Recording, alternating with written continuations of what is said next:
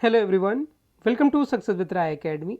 12 अप्रैल 2022 के current affair questions को आज के इस वीडियो में हम डिस्कस करने वाले हैं। उन सभी क्वेश्चंस को कवर करेंगे जो एग्जाम के पॉइंट ऑफ व्यू से इंपॉर्टेंट है, और हर क्वेश्चन के साथ आंसर के बाद आपको इंपॉर्टेंट फैक्ट्स भी बताए जाएंगे जिसे आप चाहें तो नोट कर सकते हैं।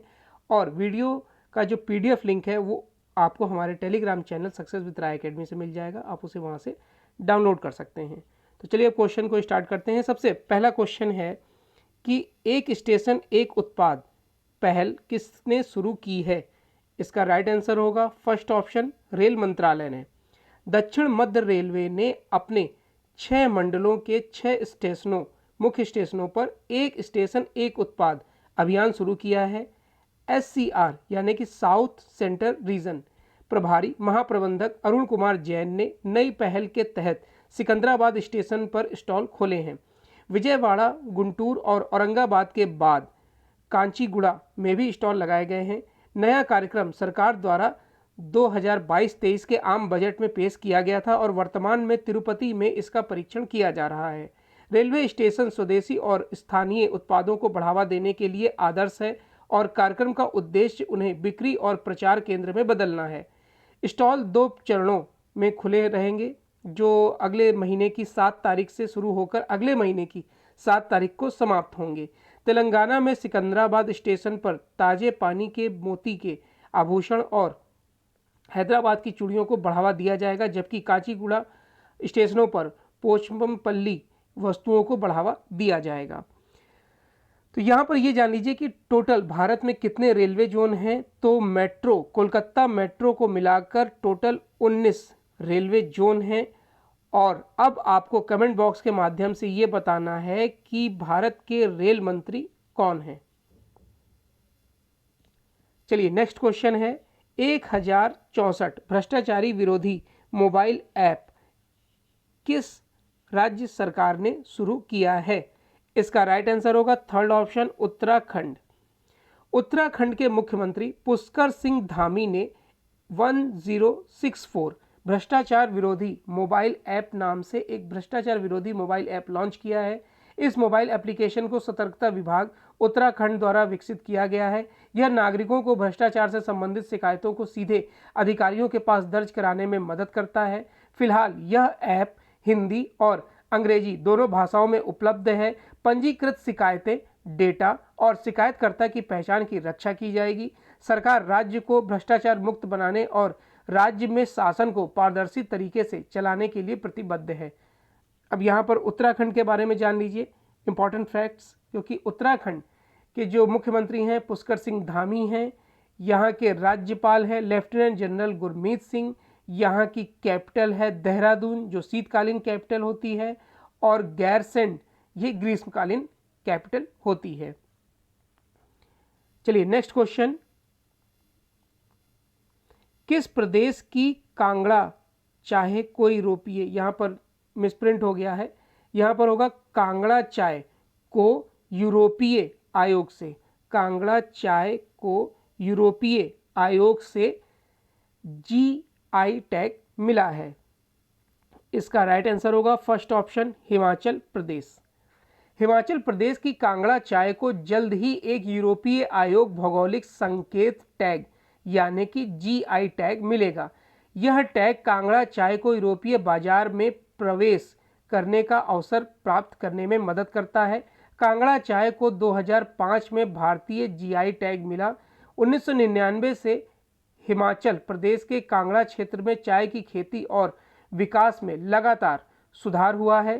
कांगड़ा चाय के विकास और खेती को बढ़ावा दिया जा रहा है और 4 विभागों IT, बोर्ड ऑफ इंडिया क्षेत्रीय कार्यालय पालमपुर, राज्य के सहकारी और कृषि विभाग और CSIR IHBT पालमपुर और चौधरी सरवन कुमार कृषि विश्वविद्यालय पालमपुर द्वारा देखा जा रहा है।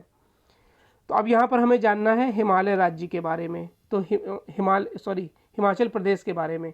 हिमाचल प्रदेश की राजधानी शिमला है, जो ग्रीष्मकालीन राजधानी है, और धर्मशाला शीतकालीन राजधानी है। हिमाचल प्रदेश के राज्यपाल हैं राजेंद्र अर्लेकर और यहाँ के मुख्यमंत्री हैं जयराम ठाकुर। नेक्स्ट क्वेश्चन है यूपीएससी का नया अध्यक्ष किसे बनाया गया है? Union public service commission. इसका नया जो अध्यक्ष बनाया गया है मनोज सोनी को, फर्स्ट ऑप्शन। वर्तमान में संघ लोक सेवा आयोग के सदस्य डॉक्टर मनोज सोनी को देश की प्रमुख सरकारी भर्ती एजेंसी का अध्यक्ष नियुक्त किया गया है। वह कम उम्र में ही आणंद जिले के मोगरी में स्वामी नारायण संप्रदाय के अनुपम मिशन से जुड़े हुए हैं और 10 जनवरी 2020 को एक निष्कर्म कर्मयोगी के रूप में इसमें जुड़े थे। डॉक्टर सोनी को यूपीएससी के पूर्व अध्यक्ष प्रदीप कुमार जोशी की जगह नियुक्त किया गया है। इस असाइनमेंट से पहले सोनी ने 2 विश्वविद्यालयों के कुलपति के रूप में भी कार्य किया है और कई राष्ट्रीय और अंतर्राष्ट्रीय पुरस्कारों और मान्यताएं अर्जित की हुई हैं। यूपीएससी के बारे में जान लीजिए। यूपीएससी की जो स्थापना है वो 1 अक्टूबर 1926 को की गई थी। ये 24 सेवाओं के लिए सरकारी भर्ती कराता है। चलिए, UIDAI ने तकनीकी सहयोग के लिए किससे समझौता किया है? इसका राइट आंसर होगा सेकंड ऑप्शन, इसरो के साथ। भारतीय विशिष्ट पहचान प्राधिकरण यानी unique identification authority of India ने MEITY ने तकनीकी सहयोग के लिए राष्ट्रीय रिमोट सेंसिंग सेंटर यानी national remote sensing centre NRSC ISRO Hyderabad के साथ समझौता ज्ञापन पर हस्ताक्षर किए हैं। NRSC भारत भर में आधार केंद्रों के बारे में जानकारी और स्थान प्रदान करने के लिए भुवन आधार पोर्टल विकसित करेगा। यह पोर्टल प्राकृतिक रंग के उपग्रह चित्रों की उच्च रिजोल्यूशन पृष्ठभूमि के साथ आधार केंद्रों के लिए संपूर्ण भौगोलिक जानकारी, पुनर्प्राप्ति, विश्लेषण और रिपोर्टिंग की सुविधा प्रदान करेगा। UIDAI ने अब तक 132 करोड़ से अधिक निवासियों को आधार संख्या जारी की है और 60 करोड़ से अधिक निवासियों को सुविधा प्रदान की है जिन्होंने अपना आधार डेटा अपडेट किया है। अब यहाँ पर हम जान लेते हैं इसरो के बारे में। इसरो की स्थापना 15 अगस्त 1969 में हुई थी। इसका मुख्यालय बेंगलुरु में है और इसके अध्यक्ष हैं S सोमनाथ। नेक्स्ट क्वेश्चन पर आते हैं। किस बैंक ने डिजिटल CX अवार्ड 2022 जीता है? फर्स्ट ऑप्शन, इंडसइंड बैंक ने। इंडसइंड बैंक के व्यापारियों के लिए एक mobile app Indus merchant solution को उत्कृष्ट डिजिटल CX SME भुगतान के लिए डिजिटल CX अवार्ड 2022 मिला है। डिजिटल CX अवार्ड का आयोजन डिजिटल बैंकर द्वारा किया जाता है जो विश्व स्तर पर विश्वसनीय वित्तीय समाचार सेवा प्रदाता है।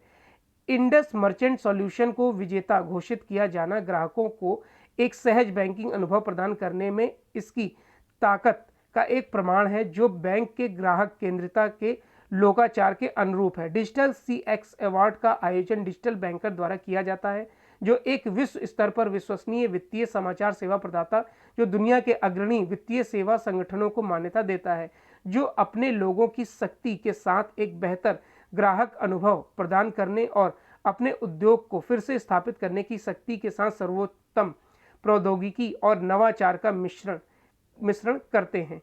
इस साल पुरस्कारों को दुनिया भर के 127 प्रमुख FSO से 600 से अधिक सबमिशन प्राप्त हुए हैं। तो यहाँ पर हम इंडसइंड बैंक के बारे में जान लेते हैं। इसकी स्थापना 1994 में हुई थी। इसका मुख्यालय मुंबई महाराष्ट्र में है। इसके MD और CEO हैं सुमंत कंथपलिया और इसकी टैगलाइन है we make you feel richer. We make you feel richer. Next question है homoeopathy people's choice for wellness का उद्घाटन कहाँ किया गया है? इसका राइट आंसर होगा सेकंड ऑप्शन, नई दिल्ली। केंद्रीय आयुष मंत्री सर्बानंद सोनोवाल ने नई दिल्ली में homoeopathy people's choice for wellness विषय पर 2 दिवसीय वैज्ञानिक सम्मेलन का उद्घाटन किया है। विश्व होम्योपैथी दिवस के अवसर को चिन्हित करने के लिए आयुष मंत्रालय के तहत 3 शीर्ष निकायों केंद्रीय होम्योपैथी अनुसंधान परिषद, राष्ट्रीय होम्योपैथी आयोग और राष्ट्रीय होम्योपैथी संस्था द्वारा संयुक्त रूप से सम्मेलन का आयोजन किया गया। यह सम्मेलन होम्योपैथी के क्षेत्र में उपलब्धियों की समीक्षा करने और होम्योपैथी के विकास के लिए भविष्य की रणनीति तैयार करने का एक अवसर है। चलिए नेक्स्ट क्वेश्चन पर आते हैं। पिनाका MK-1 रॉकेट सिस्टम का सफलतापूर्वक परीक्षण किस देश ने किया है? राइट आंसर भारत ने।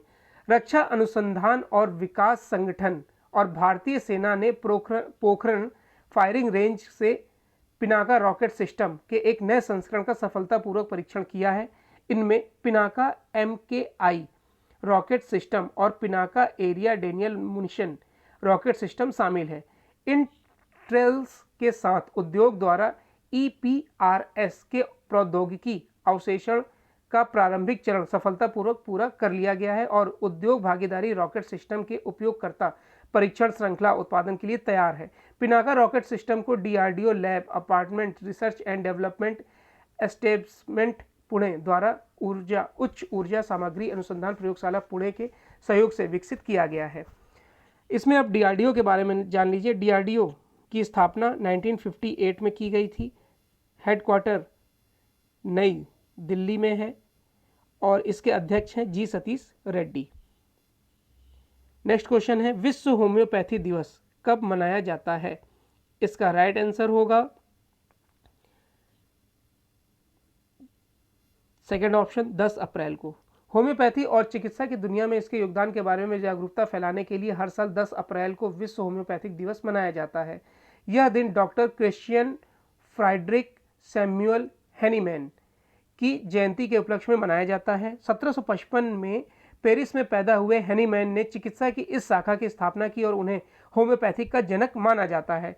इस वर्ष भारत में विश्व होम्योपैथी दिवस 2022 की theme people's choice for wellness है। हर साल की तरह इसकी थीम भी आयुष मंत्रालय तय करता है। इस दिन होम्योपैथी, इसके लाभ और चिकित्सा में इसके योगदान पर बनी डॉक्यूमेंट्री का विमोचन किया जाएगा।